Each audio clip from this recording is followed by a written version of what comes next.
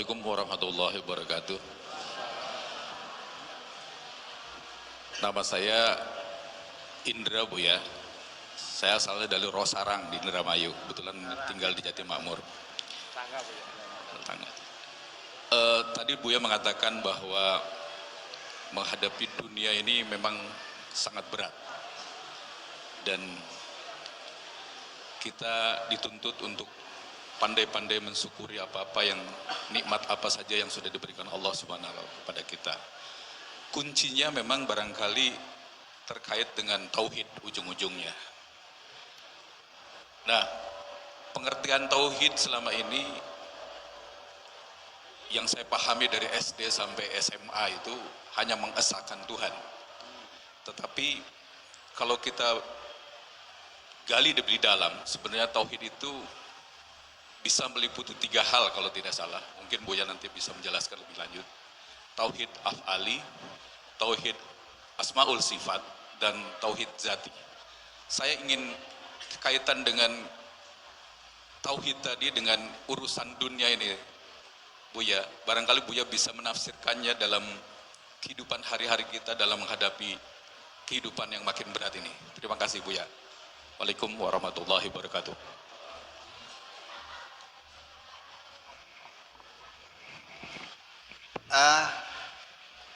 Kita ngaji linguistik dulu, al-lisaniyat bahasa Arabnya. Tauhid itu adalah bentuk jern atau masdar. Tauhidan itu adalah dibentuk dari kata kerja yang ain fiilnya mudha'af, nasara, dibentuk dengan ain fiil yaitu nun didobel, sodnya nasara, sod itu nun namanya faul fiil, sod ainul fiil, ro namanya lamul fiil. Ketika ainul fi'li huruf tengahnya didobelkan jadi nasara yunassiru, maka masdarnya tansiran. Kaffara yukaffiru takfiran. Tapi kalau sulasi mujarrad kafara yakfuru kufran. Kaffara yukaffiru takfiran. Nasara yansuru nasran. Nasara yunassiru tansiran. Kasaro memecah, yaksuru kasran. Tapi kalau diikutkan wajan fa'ala jadi kasaro yukassiru taksiran. Maknanya yufidu makna taksir, menunjukkan makna banyak. Jadi kalau kasar tuzujaja, saya memecah kaca. Tapi kalau kasar tuzujaja taksiran, saya memecah-mecah kaca sampai berkeping-keping. Itu bedanya. Itu maknanya. Maka kata-kata tauhid itu dari kata wawu, ha, dan dal. Wahidun berapa? Isnani 2. Nah, wahada itu diikutkan wazan fa'ala menjadi wahada yuwahidu tauhidan. Wahid itu berapa? 1. Jadi kalau wahada mempersatukan. Jadi tauhid itu adalah persatuan. Kalimat tauhid itu namanya kata persatuan. Nabi Muhammad begitu dia diangkat jadi rasul, menyampaikan visi dan misinya, ini umat mau dibawa kemana? Mau dibawa sengsara, bawa bahagia, maju, mundur, binasa. Disitulah namanya penyampaian visi dan misi. Kalau ada seorang bupati, nyalon bupati, kan dia menyampaikan visi dan misi. Artinya masyarakatnya mau dibawa kemana, betul nggak? Visi dan misi Nabi Muhammad itu adalah menyampaikan kalimatut tauhid, kalimat itu bahasa Arab, tapi sudah diindonesiakan namanya kalimat, kalimat sempurna, kalimat tidak sempurna. Jadi kalimat tauhid itu kalimat persatuan atau kata persatuan. Jadi tujuan Nabi membangun peradaban dunia ke depan adalah membangun peradaban persatuan, ingin mempersatukan umat. Jadi saya aneh kalau umat Islam itu tidak mau bersatu. Kan menjadi lucu. Katanya kalimat tauhid. Nah, itulah persoalannya. Karena selama ini tauhid itu dimaknaninya la ilaha illallah.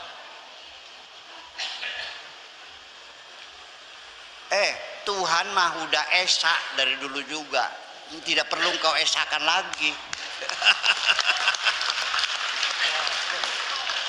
Iya, sila pertama negeri ini ketuhanan yang maha esa. Susah banget sih. Ya, termasuk yang tanya itu apa? Tauhid sifat, tauhid af'al, tauhid zat. Ya, itu teori-teori para ahli teologi di zaman dinasti Abbasiyah ketika bersentuhan dengan peradaban Yunani.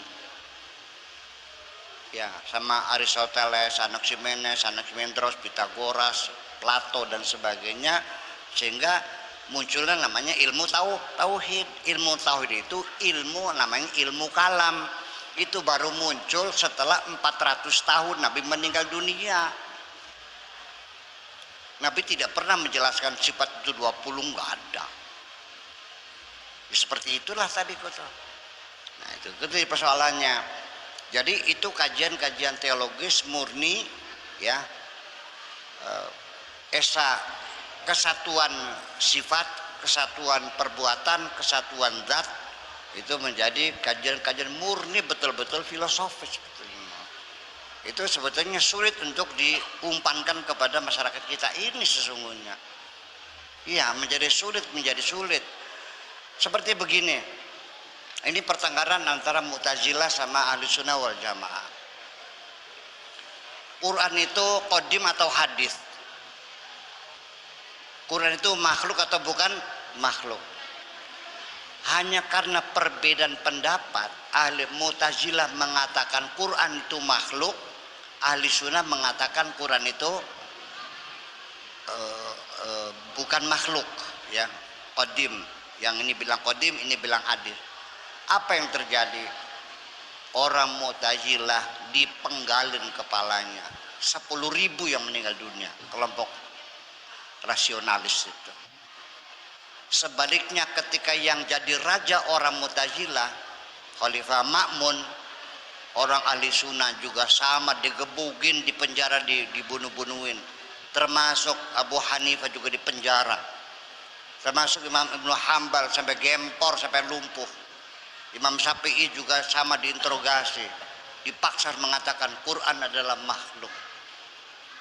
Ya, saya kira kajian-kajian teologi yang membawa kekerasan semacam itu sebaiknya jangan dibawa ke negeri ini. Ya, betul nggak? Udah. Ini kita jadi sulit persoalannya nih. Ya sudah, sekarang silakan di sana jangan di sini. Saya mau cerita sebentar. Kecuali Imam Syafi'i itu nggak sampai digebugin loh. Saking pinternya Imam Syafi'i. Kan dipanggil, diinterogasi oleh Raja Ma'mun tuh. Imam Syafi'i, menurut kamu Quran itu makhluk atau bukan? Bingung dah, di posisi yang sulit. Kalau bilang bukan makhluk, dia selamat nggak digebugin. Tapi kan takut sama Allah. Nah, keyakinan dia bertentangan. Kalau dia bilang bukan makhluk, dia dipenjara, digebugin juga, bisa sampai mati. Akhirnya dia bilang, wahai Tuan Raja, sambil mengacungkan tangannya, sesungguhnya innal Qur'ana, sambil menunjukkan jari kelingking, wat Taurata, jari manis, wal Injila, dan dari tengah, wazabur dan zabur. Hadihi, ini semuanya kulluha makhlukah. Selamat sudah. Ini makhluk ini. Itu cerdas kan? Ya iya, itu cerdas. Abu Hanifah mau tidak, no, digebugin. Iya. Nah, ketika yang jadi raja ahli sunnah, Mu'tazilah juga dibantai. Di kota Irbil, seorang raja sedang khutbah Jumat, begini ngomongnya, wahai rakyatku, saya sekarang sedang khutbah, jangan dipotong dulu korbannya, tunggu sampai khutbah ini selesai. Kalau ini selesai, silakan sapi, kambing, onta yang sudah diikat silakan dipotong. Hari ini saya akan menyembelih korban khusus, yaitu kepalanya Syekh Jaham, pimpinan Mu'tazilah, akan saya potong hari ini. Syekh Jaham, seorang intelektual Islam Mu'tazilah, begitu turun kewer kepalanya dipenggal di tengah lapangan hanya gara-gara meyakini Quran adalah makhluk. Tolong pertikaian macam itu jangan dibawa ke negeri ini. Ya, kita itu urusan bagaimana Allah yang menentukan. Innallaha yafsilu bainahum yaumal qiyamah. Allah yang menentukan. Kita tidak bisa tahu mana yang benar, mana yang salah. Tapi yang penting secara konsekuen, apa yang kau yakini silakan kau lakukan. Tetapi di wilayah privat Anda, jangan dibawa ke ruang publik. Itu aja persoalannya. Betul enggak? Ya iya, jangan memaksa orang, itu aja kok.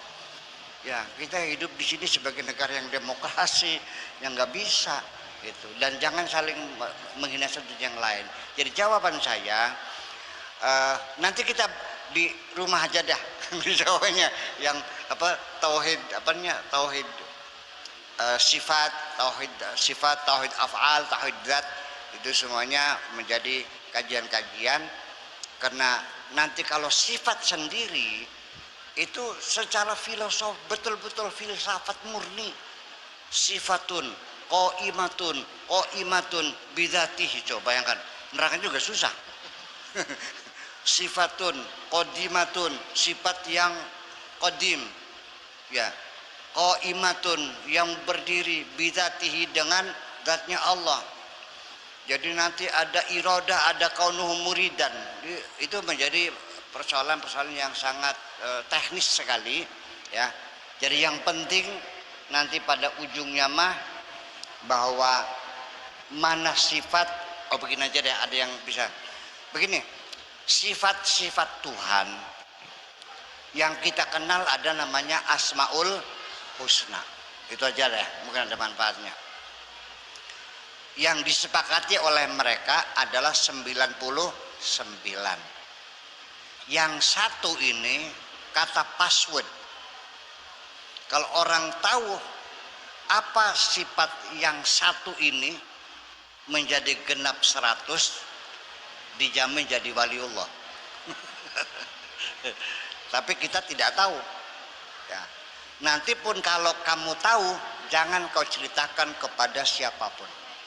Wal yatalataf wala yusy'iranna bikum ahada. Jangan kau ceritakan. Sebab kalau kamu ceritakan, kamu akan dituduh musyrik, dituduh murtad, dituduh kafir. Nah itu udah, diam aja, udah paham. Jadi gimana? Nggak tahu. Nah, dan nanti pada akhirnya ketika engkau akan diberi pemahaman pengertian tentang Tuhan sampai bisa kenal Tuhan, yang penting perbaiki saja akhlak kita, moral kita dalam bermasyarakat, laksanakan ibadah, taati undang-undang peraturan pemerintah ini yang baik.